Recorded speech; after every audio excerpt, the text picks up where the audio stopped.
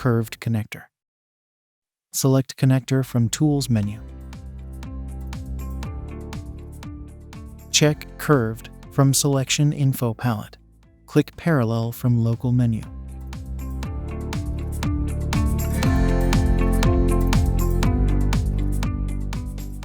Connect entities with curved connector.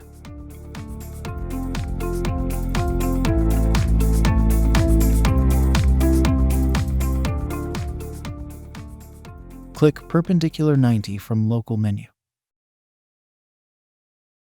Connect entities with curved connector. Select the Select tool. Select Ellipse and move it connector move with it.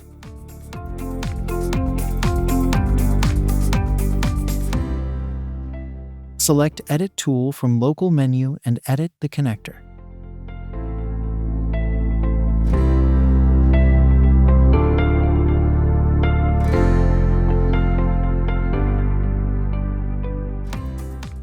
Cancel from Local menu.